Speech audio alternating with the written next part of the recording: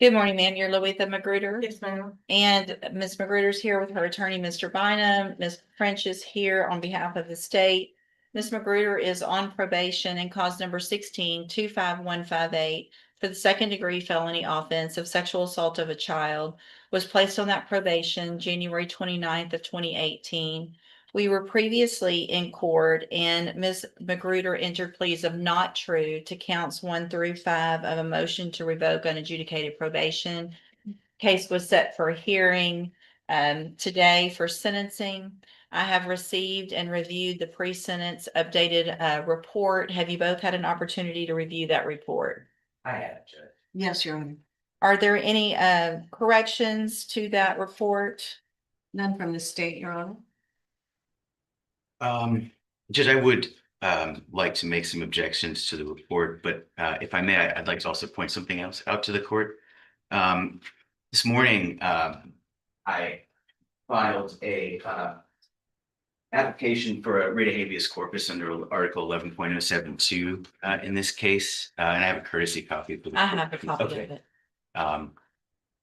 So I don't think this is the appropriate time for that because Ms. Magruder is on a deferred probation and there is no conviction, if I'm correct, for this type of argument. I think if she were to be found guilty and her probation revoked, I've reviewed it. If I can rule on it if you want. Or I can hold it and then, I mean, the gist of it is that you're saying that trial counsel was ineffective and that her plea was not knowing, voluntarily, and intelligent. Is that correct? yes, Judge, and in addition that there's an as-applied constitutional challenge in ground one regarding the strict liability. If I may, if this case were to result in a conviction, then that the proper habeas vehicle would be Article 1107. But since it is still a community supervision case as of this morning, the proper vehicle is still 1107-2.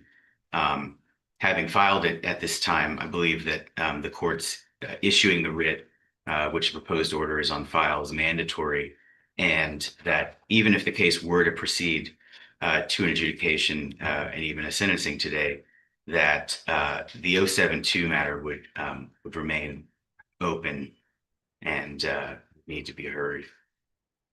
Your Honor, may the state be heard? Yes. I've talked with our appellate chief, and she's not received any notice of this 11072 writ application. That would be appropriate for the appellate division to see and respond to before there is any testimony or argument regarding that application. So I just received this morning. We're set for sentencing today. What I'm going to do is hold that writ. I'm not going to rule on it. I'm going to give the state time to prepare for any writ. I will have our counsel take a look at it as well.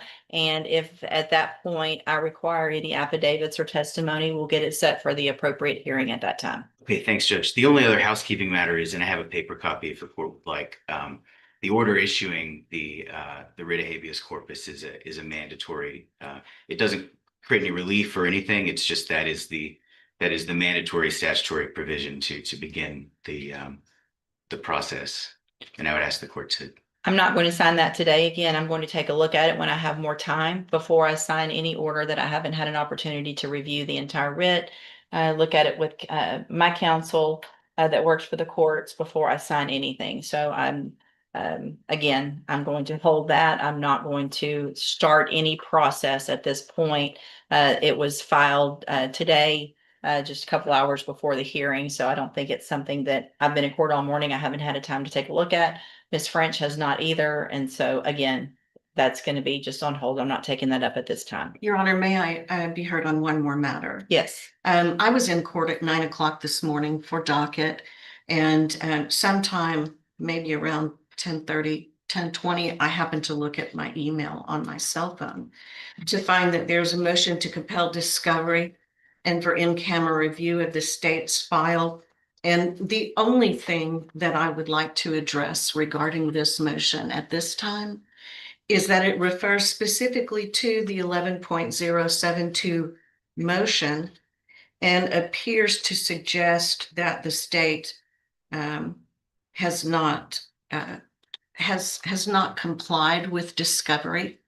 And this is a motion to revoke probation. I did provide discovery to the defense counsel on the motion to revoke, as well as the administrative hearing, which I'm not generally required to do, but I do to be helpful. And also the pre-sentence investigation report.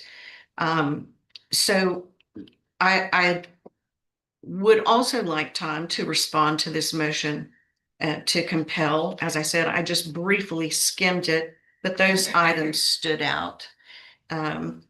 Well, based on the state's,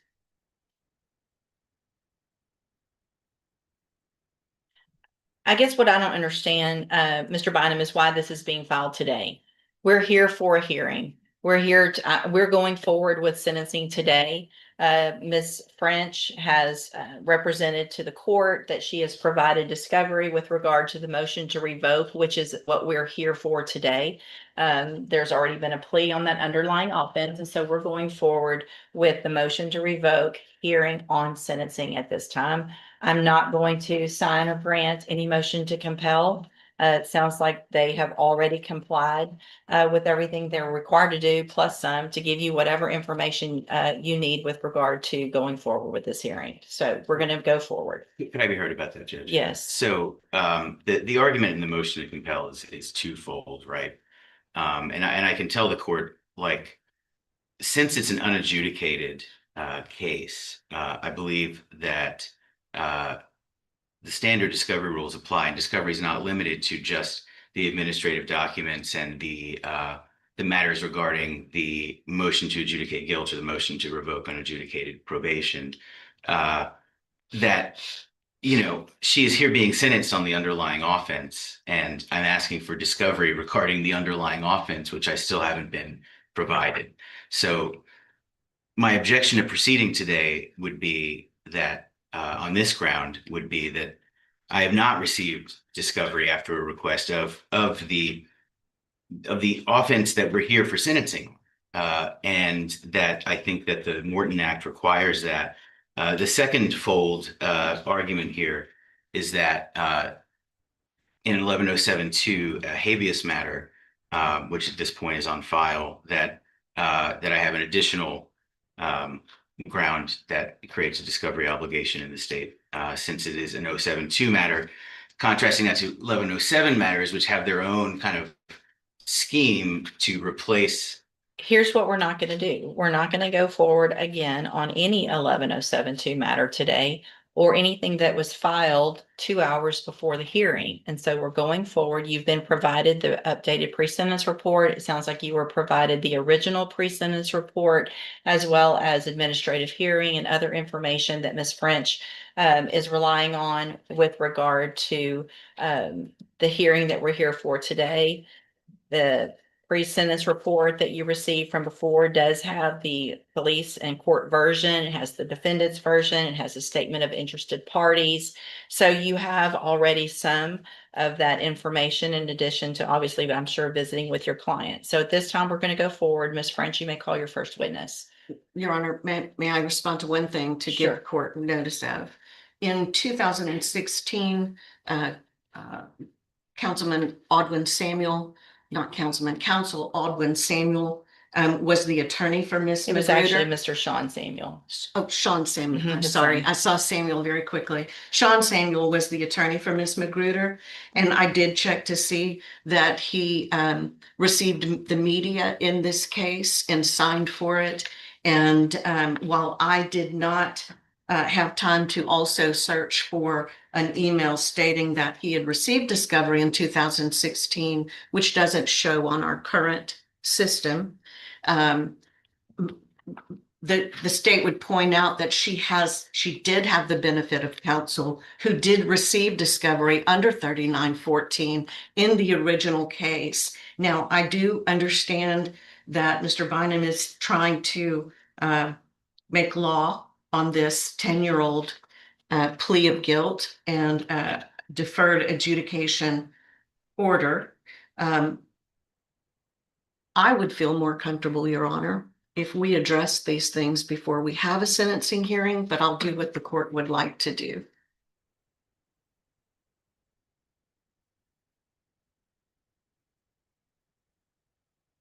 I feel there are allegations that should be responded to by historical document.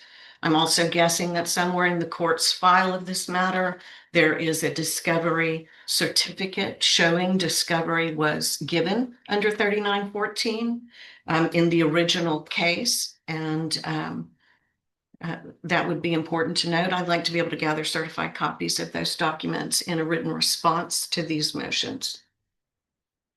Just a minute.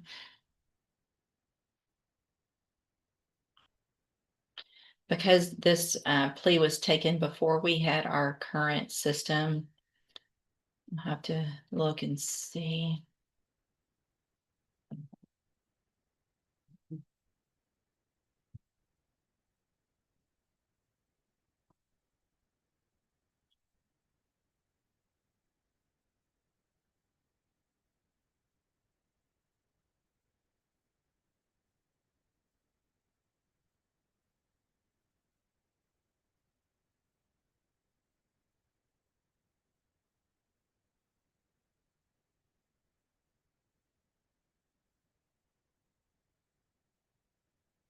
We had those certifications like we do now. I mean, they certified during the plea. But all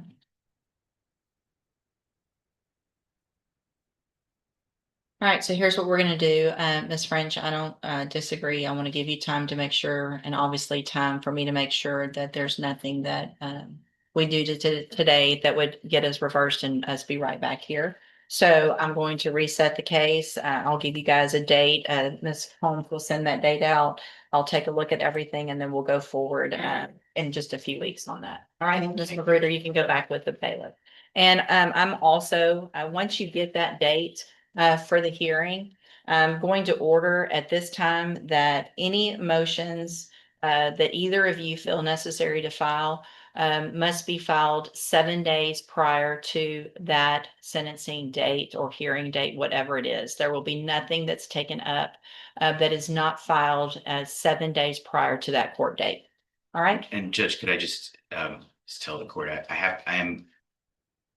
I'll make whatever accommodations I can, except the last 2 weeks of May. I have some inflexible travel. If you'll just make sure that you have filed a vacation letter with Jefferson County. So when Ms. Holmes does the reset, that should pop up and she'll see it. Otherwise, there's nothing I can do. So make sure you get that filed today. All right, Ms. Magruder, you can go back with the bailiff. Judge, on this case, with the court's permission, we're going to proceed on the lesser included. He has agreed to some stipulations that I would rather not put on the record. It's court can read between the lines on that. Sure. And also the co-defendant, for your information, was in custody in Orange County on a motion to revoke, I believe, a misdemeanor one. I've spoken with the prosecutor over there. It's my thought that probably Ms. Holmes let me know Louisiana has since picked him up, that they probably led him to credit the time on that MTRP, and Louisiana grabbed him before we could grab him back. And that may ultimately dispose of the entirety of this case. All right, sir, you're Devin Murray. And will your client waive the formal reading of the indictment? Yes, Your Honor. Mr. Murray, in cause number 26 DCCR 0346, the state's elected to proceed on the lesser included offense of robbery from January 15th of 2026. And how do you plead to that charge? Are you pleading guilty freely and voluntarily? And are you pleading guilty because you did what they've charged you with? I have here on the tablet some documents that have your signature on them that the state's marked as exhibit number 1. Before you sign these, did you go over them with Ms. Holmes? Do you fully understand them? And do you understand, if I follow the agreement that you've made with the district attorney, that you will be waiving or giving up any right to appeal? And it looks like the agreement that you've reached is for a 4-year deferred probation. There would be a $500 fine. You would be required to follow all of the rules and conditions of probation. Have no contact at all, communication with the co-defendant, and that's Lugo. Jesus Lugo. Jesus Lugo. You understand? Well. Do you also understand, if you're not a U.S. citizen, that a plea of guilty or no contest may result in your deportation, exclusion from admission to the country, or denial of naturalization under federal law? State tenders number one. No objection. It's admitted. Is there any evidence that Mr. Murray's not competent? No, Your Honor. All right, sir, I'm going to find that you entered your plea of guilty to the lesser offense of robbery freely and voluntarily. Find that you're mentally competent and understand the nature and the consequences of your plea.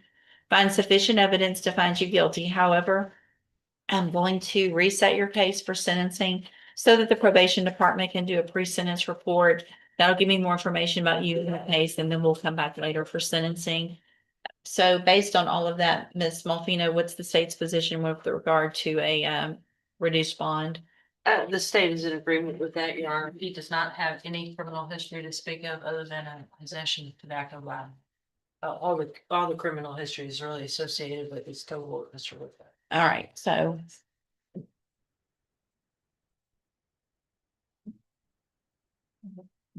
He's pleading. No, I know, but So, what I'm going to do, Mr. Murray, based on the nature of your plea agreement, is reduce your bond in your case to $1,500. If you make that bond, it is important that you understand a condition of that bond is to have absolutely no contact or communication with Jesus Lugo. And to do everything you're supposed to, go straight to the probation department. If you get released, get that pre-sentence report done. If you don't do that, you run the risk of me not accepting the plea agreement.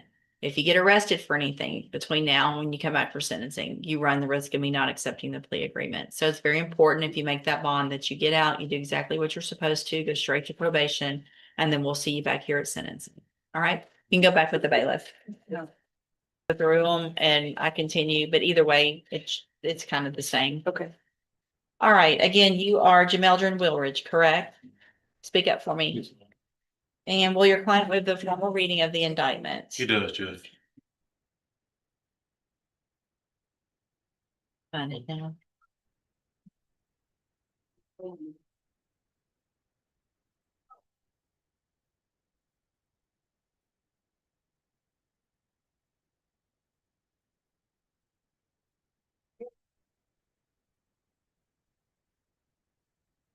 Mr. Wilridge, in clause number 25, DCCR 1804, you're charged with the second-degree felony offense of burglary of a habitation from August 29th of 2024. And how do you plead to that charge? He gets, Are you pleading guilty freely and voluntarily? yes, ma'am. And are you pleading guilty because you did what they charged you with? Yes, ma'am.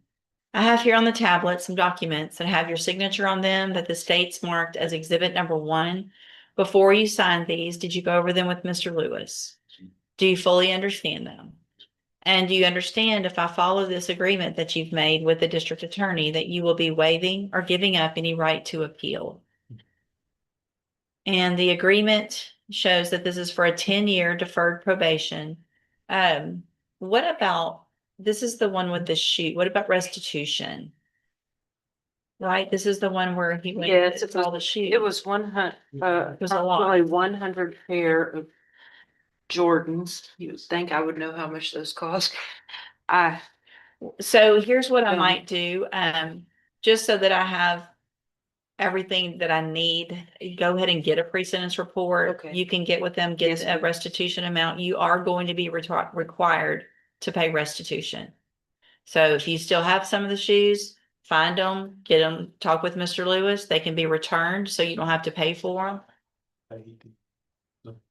Okay. He did get it all back? I'll Okay. confirm that, Your So Honor. we're gonna just get that confirmed between now and then, and I do want to go ahead and kind of get an update so that the new case is in a PSI, since we don't have it, the new case. I don't need a, little update on the probations, for sure, double check on ISF and how that went, but it sounds like there's not an issue, but I just want to make sure. And so, do you also understand, Mr. Wilridge, if you're not a U.S. citizen, that a plea of guilty or no contest may result in your deportation, exclusion from admission to the country, or denial of naturalization under federal law? State tenders number one. No objection, Judge. It's admitted. Is there any evidence Mr. Woolridge is not competent? No. All right, sir, I'm going to find that you entered your plea of guilty freely and voluntarily. Find that you're mentally competent and you understand the nature and the consequences of your plea. Find sufficient evidence to find you guilty. However, I'm going to reset your case for sentencing so that I can just have everything in front of me that I need, make sure there's no other issues, and then we'll go forward with sentencing at that time. Any issue with me releasing Mr. Woolridge since he has been doing okay? No, Judge, if only if wouldn't mind if I just hold on those MTRP dismissals until that sentence Yeah, date. I just think in that's case what something makes sense. pops up. I think that makes sense. So, Mr. Woolridge, what I'm going to do in your case is reduce your bond to $1,000, but I'm going to make that a personal bond. What that means is that you don't have to pay the money. You will be released today. So what I need to do though is, on those motions, Unless it would make it easier for you if I just dismiss just it. do personal, I can just set personal bonds on all of them. So I'm gonna set personal, so on all three cause numbers that you're on probation for, which is 18-28743, 18-28744, and 18-30139. I'm going to set bonds on all of those where the motion to revoke are pending at $1,000 also, and make those personal bonds. So what all of this means is that you're going to get out today without paying any money. Some very, very important things though, between now and when you come back for sentencing. Obviously, you're on probation still for the other three. You need to report to probation for two things. One, because you're still on probation. Two, so that they can do that updated pre-sentence report about the new case and kind of how things are going right now. Okay. If you don't go straight to probation when you're released to do all of that, then you run the risk of me not accepting this plea agreement. Things could obviously be much worse. Do you understand? Speak up, please. Yes, ma'am. Also, if you're arrested for anything between now and when you come back, you run the risk of me not accepting this plea agreement, and then you've got those motions pending and things could obviously be a whole lot worse. You understand that as well? And so, was there a co-defendant in the burglary? Or no? Okay. I don't think so. You do, I am going to order as a condition of your bond also, and it will be a condition of your probation that you have absolutely no contact or communication with Jasmine Adams as the owner of that apartment. And that apartment was where?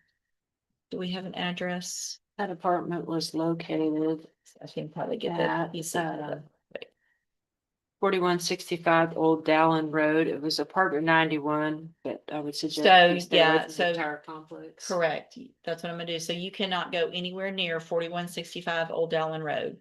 Any of it, none of the apartments. Do you understand? Anything else that you feel like I need to, order as a condition of the bonds? I'm just double checking for any type of co-defendant. No, Your Honor, I don't believe so. Okay. All right, then we'll see you back at sentencing. Again, make sure as soon as you're let out of custody that you go straight to probation. All right, sir, you're Jabbar Bell again, right? Yes, ma'am. And so we're back on cause number 26, DCCR 0274. And in that case, Mr. Bell, I'm going to start from the beginning in that one. You're charged with the state jail felony offense of evading arrest or detention with previous convictions from January 21st of 2026. And the indictment alleges you were previously convicted of evading arrest or detention March 13th of 2017, and then again November 8th of 2021. And how do you plead to that charge? And are you pleading guilty freely and voluntarily? Yes, ma'am. And because you did what they charged you with? Yes, ma'am. Now, Mr. Parker, the state has filed a motion asking to amend the indictment to include those two prior offenses that we've already gone through and read in the other tech cases. Do you have any objections? And you will waive your any time to review that, Yeah, correct? Judge. So, Mr. Bell, the indictment, I'm going to grant the motion to amend the indictment. Further shows now that you were arrested or convicted previously of unauthorized use of a vehicle, a state jail felony, June 24th of 2019. And after that was final, you were convicted of burglary of a building and state jail felony, June 26th of 2023. And are those prior convictions true? Yes, ma'am. And in all three of these cases, I have here on the tablet some documents that have your signature on them that the state's marked as exhibit number 1. Before you signed these, did you go over them with Mr. Parker? Yes, ma'am. Do you fully understand them? Yes, ma'am. And do you understand, if I follow the agreements that you've made with the district attorney, that you'll be waiving or giving up any right to appeal? Yes, ma'am. Do you also understand, if you're not a U.S. citizen, that a plea of guilty or no contest may result in your deportation, exclusion from admission to the country, or denial of naturalization under federal law? Yes, ma'am. State tenders number 1 in each case. Objection? It's admitted in each case. Is there any evidence that Mr. Bell is not competent? No, Your Honor. All right, sir, I'm going to find in all of your cases that you entered your pleas of guilty and true, freely and voluntarily. Find that you're mentally competent and understand the nature and the consequences of those pleas. And cause number 26, DCCR 0139, find sufficient evidence to find you guilty, and at this time, find you guilty of theft of property with previous convictions. Find all of those prior convictions that you pled true to, true. Sentence you in accordance with your agreement to a term of 4 years in the institutional division of the Texas Department of Corrections. You will receive credit on that sentence for any time that you've been in custody that the law gives you the right to receive.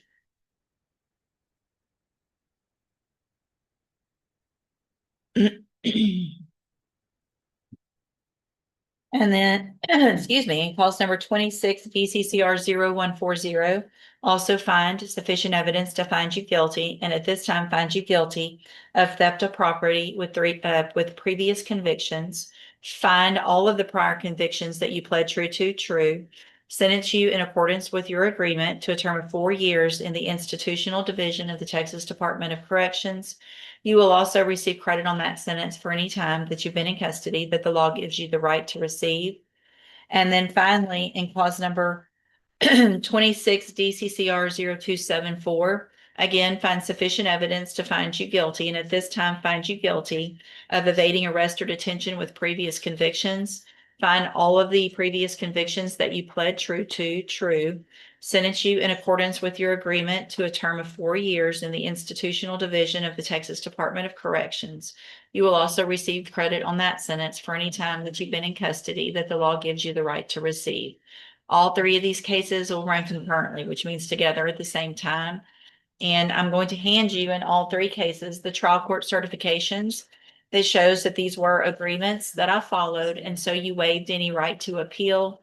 I'm also handing you a written admonishment regarding your ineligibility to possess a firearm or ammunition. Because of the judgment entered against you, you're ineligible under Texas law to possess a firearm or ammunition. Possession of a firearm or ammunition could lead to charges against you. If you have any questions about the laws that make you ineligible to possess a firearm or ammunition, or about how long that lasts, you can talk with Mr. Parker. All right, good luck to you, sir. Thank you, Ms. French, for getting that taken care of, and Mr. Parker. That final explanation is more important than many people realize. Concurrent sentences mean the prison terms are served at the same time, not stacked one after another. Even so, 4 years behind bars is still a significant sentence. Today's proceedings also highlight a bigger lesson. Plea agreements, probation, bond conditions, and prior convictions all shape the outcome long before a judge announces the final sentence.